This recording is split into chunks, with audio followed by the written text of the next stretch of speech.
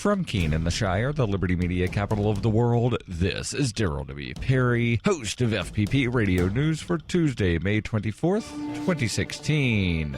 Silver is trading at $16.27 per ounce. Gold is valued at $1,239 per ounce. And according to BitcoinAverage.com, the average price of Bitcoin is $452.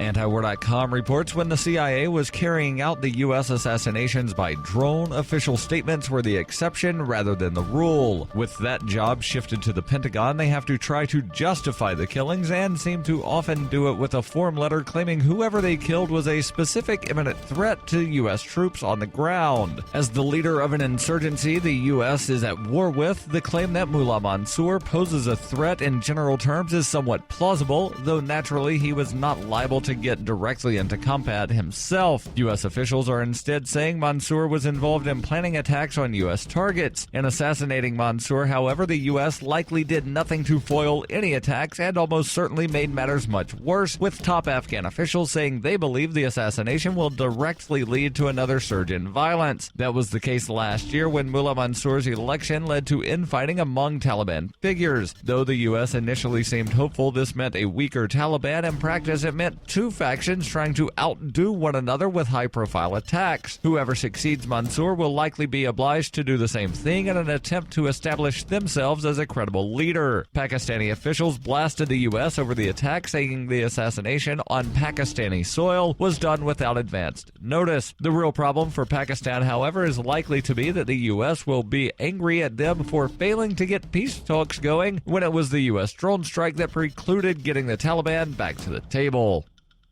The Doublespeak Dictionary by Leslie Starr O'Hara satirizes the marked difference between the ideal of we the people and the reality of we the elite, while offering an insightful glimpse into the clockworks of the totalitarian mind. Ever irreverent but never irrelevant, the Doublespeak Dictionary serves as a subversive and humorous but timely reminder that the emperor has no clothes. The Doublespeak Dictionary is available from Amazon.com and all major bookstores.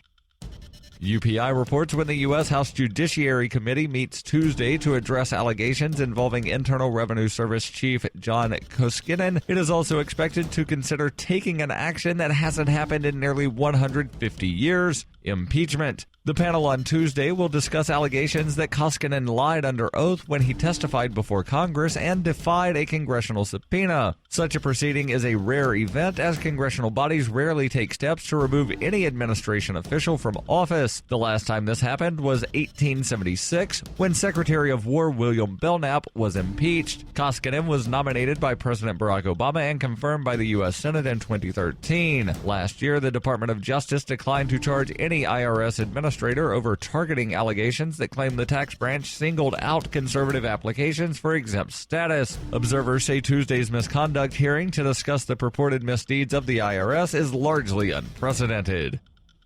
For nearly 40 years, Roberts & Roberts Brokerage has been a trusted source for buying and selling precious metals like gold and silver. They also take Bitcoin for precious metal purchases and have permanently removed the minimum purchase amount for all orders paid in the digital currency. Call Roberts & Roberts today for knowledgeable advice on buying and selling precious metals and a forward-thinking approach to new technologies. 800-874-9760 or visit online at rrbi.co.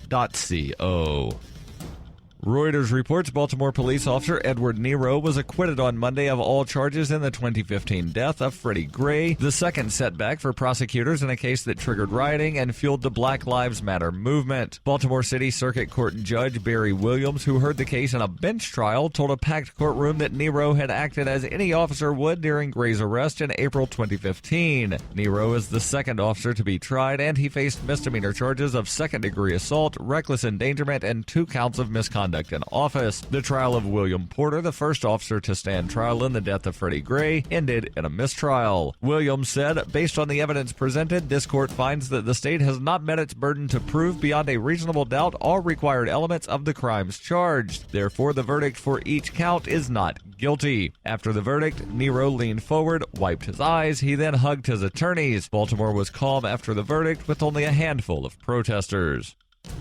This has been FPP Radio News, online at fppradio.com.